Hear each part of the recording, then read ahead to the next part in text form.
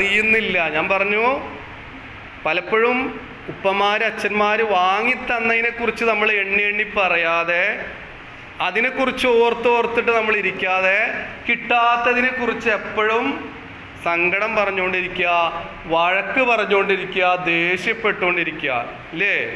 എത്രയെത്ര ഞാൻ എണ്ണിപ്പറഞ്ഞു, അച്ഛനതെല്ലാം വാങ്ങിയും തന്നു. എത്രയെത്ര ഞാൻ എണ്ണിപ്പറഞ്ഞു, ഉപ്പയതെല്ലാം വാങ്ങിയും തന്നു. സങ്കടമൊട്ടും പറയാതെ, പരിഭവങ്ങൾ പറയാതെ, കൈപിടിക്കാൻ കൂടെ നിൽക്കാൻ ഇന്നെൻ്റെ അച്ഛനുണ്ട്. ആ അച്ഛൻ്റെ നോട്ടമുണ്ട്.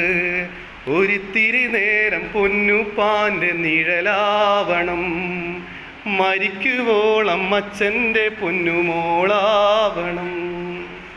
അപ്പം എന്താണ്? വാങ്ങിത്തന്നതിനെ കുറിച്ച് പറയാതെ എന്താണ് എപ്പോഴും വഴക്ക് പറയണത്? എന്തിനെ കുറിച്ചിട്ടാ വഴക്ക് പറയണത്?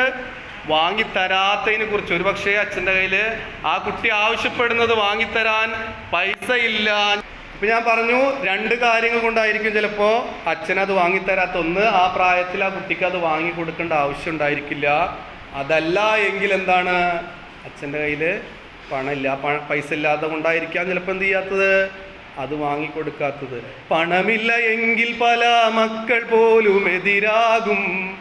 പറയുന്നതെല്ലാം വാങ്ങിത്തന്നില്ലേൽ വഴക്കാകും.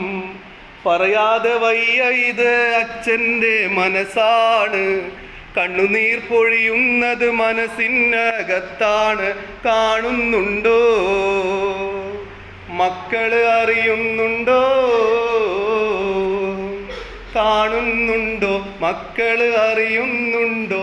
എൻ്റെ ഉപ്പ കരയുന്നത് കാണാനായി കഴിഞ്ഞിട്ടുണ്ടോ? ഉപ്പാനെ അറിയുന്നുണ്ടോ?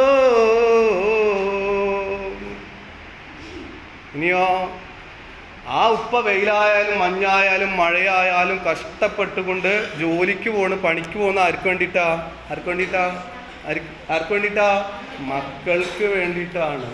എൻ്റെ ഉപ്പ കൊണ്ട വെയിലാണ് ഞാൻ കൊള്ളും തണല്. എൻ്റെ ഉപ്പ കൊണ്ട മഴയാണ് ഞാൻ കൊള്ളും കുളിര്. വെയിലായാലും മഴയായാലും മഞ്ഞായാലും തൻ്റെ ശരീരത്തിൻ്റെ അവശതകൾ മറന്ന്, കഷ്ടപ്പാടുകൾ മറന്ന്, അസുഖങ്ങൾ മറന്ന്, വെയിലത്തും മഴയത്തും മഞ്ഞത്തും വളരെ ദുരിതമുള്ള ജോലിയായാലും അച്ഛന്മാർ പോകുന്നത് ആർക്ക് വേണ്ടിയിട്ടാ? മക്കൾക്ക് വേണ്ടിയിട്ടാണ്.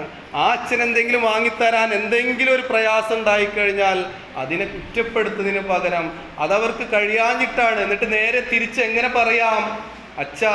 അച്ഛൻ്റെ കയ്യിൽ പൈസ ഉണ്ടെങ്കിൽ മതിട്ടാ, ടൂർ പോകാൻ അച്ഛൻ്റെ കയ്യിൽ പൈസ ഉണ്ടെങ്കിൽ തന്നാൽ മതി. ഇല്ലെങ്കിൽ എന്ത് ചെയ്തോ, ഉള്ളപ്പോൾ മതി. ഡ്രസ്സ് എടുക്കാൻ ഇപ്പോൾ ഈ പെരുന്നാളിനോ ഈ ഓണത്തിനോ ഇപ്പോൾ ഡ്രസ്സ് എടുക്കാൻ അച്ഛൻ്റെ കയ്യിൽ പൈസ ഇല്ലെങ്കിൽ ഉള്ളപ്പോൾ എന്ത് ചെയ്താൽ മതി, എടുത്തു തന്നാൽ മതി എന്ന് പറയാൻ ആർക്ക് കഴിയണം?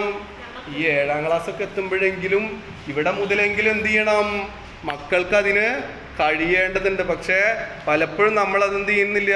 നേരത്തെ പറഞ്ഞ പോലെ വാങ്ങിത്തന്നതിനെക്കുറിച്ചോ നമുക്ക് ചെയ്തു തന്നതിനെക്കുറിച്ചോ പറയാതെ, കിട്ടാത്തതിനെ കുറിച്ച് പരിഭവം പറഞ്ഞ് സങ്കടം പറഞ്ഞുകൊണ്ട് എന്ത് ചെയ്യാണ്? അവരെ കൂടുതൽ സങ്കടപ്പെടുത്തുന്ന രീതിയിലേക്ക് എന്ത് ചെയ്യരുത്.